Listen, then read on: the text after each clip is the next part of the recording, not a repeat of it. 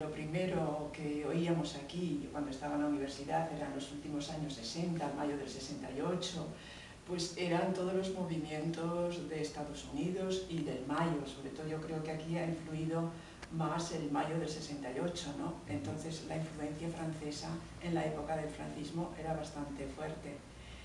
Y bueno, yo creo que los primeros movimientos de la liberación sexual fueron eso, los últimos años 60, 70, ¿no?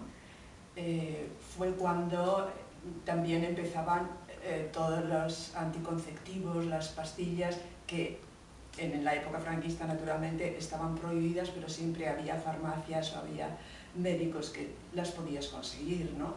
O sea, fue como un primer inicio de separar lo que es la sexualidad reproductiva de la sexualidad como placer, como encuentro, como contacto con las personas, ¿no?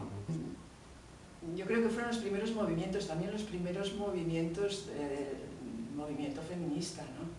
Yo me acuerdo que en una huelga de la universidad las mujeres ya hicimos con una francesa justamente un grupo de mujeres para hablar de estas cosas, ¿no?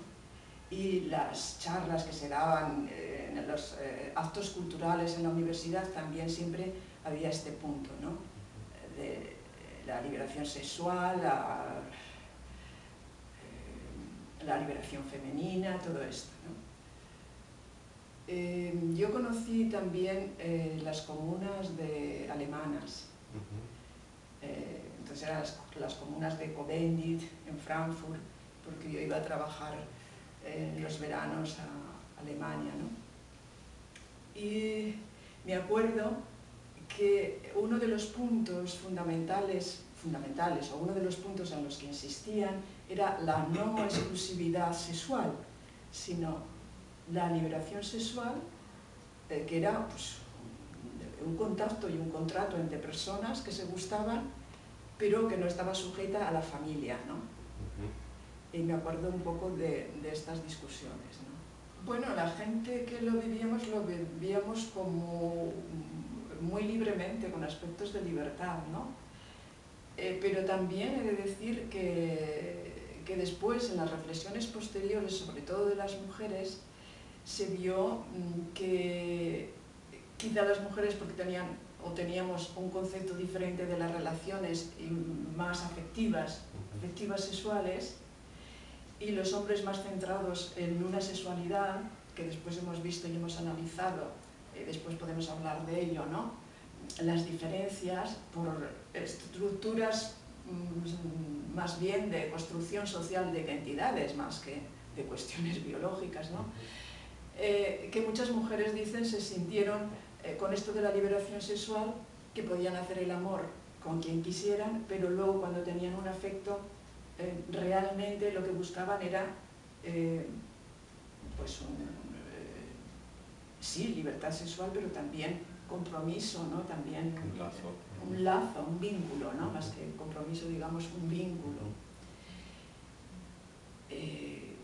Bueno, yo te puedo hablar, por ejemplo, de lo que vi en Frankfurt, en la comuna, ¿no? Por ejemplo, allí había parejas que eran parejas y que las criticaban porque eran exclusivas, ¿no? Porque siempre o iban juntas, aunque cada una tenía su habitación y tal. Que bueno, si quieren ir juntas y están en un momento de fusión, pues la crítica podría ser de que se traten mal, ¿no? Pero si es eso lo que desean, ¿no? O te puedo hablar de un hombre que estaba con dos mujeres y una de las mujeres, digamos la nueva, la recién llegada, estaba contenta. Yo que entendía muy poco alemán, pero la otra tenía una cara de pasarlo mal, de rabia, pero como era la revolución sexual había que estar, porque si no era criticada. Entonces tiene muchas contradicciones, porque digamos que un idealismo llevado a que después de la represión sexual, libertad sexual, pero libertad sexual entendida como, bueno, con normas también, ¿no?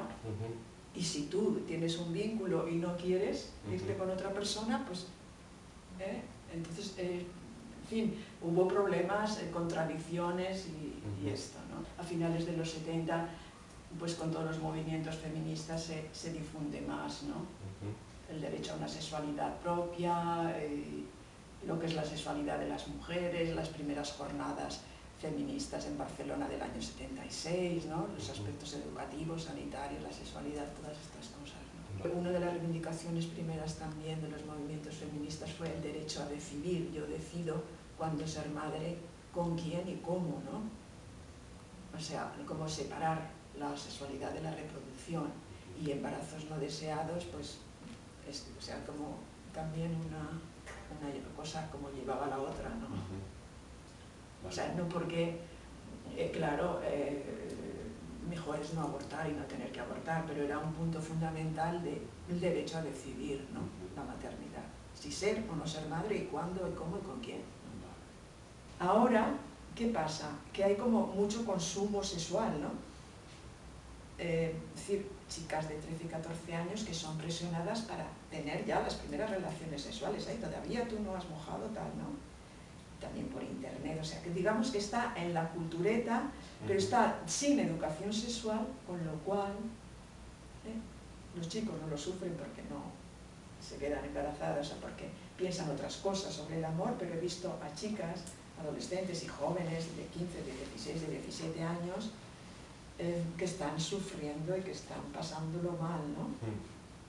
No quiero decir que sean todas las mujeres también, o sea, hay una mayor conciencia y hay un mayor acercamiento entre chicos y chicas que no había antes, pero que siguen pasando estas cosas, sí, que sigue habiendo violencia de género entre chicas adolescentes de 14 y 15 años, que suelen tener novios de 17, 18, 19, pues también, ¿no? Y efectivamente,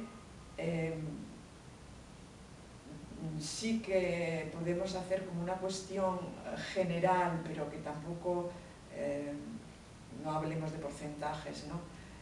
Como la sexualidad del varón construida socialmente, no es que así sea, es como más genitalizada, ¿no? Y la mujer era más global, ¿no? Y más lenta, y más todo el cuerpo. Y yo creo que la educación erótica, ahora la educación sexual, puede hacer un mayor acercamiento, que el erotismo global es de los dos y el erotismo genital es de los dos. Y pues ahora a lo mejor no quiero esto, quiero lo otro, pero el acercamiento, ¿no? El que no sea como un mandato, ¿no? O sea que tiene que ser genital, tiene que haber penetración o tiene que tal. O sea que, y como una presión a hacerlo, ¿no?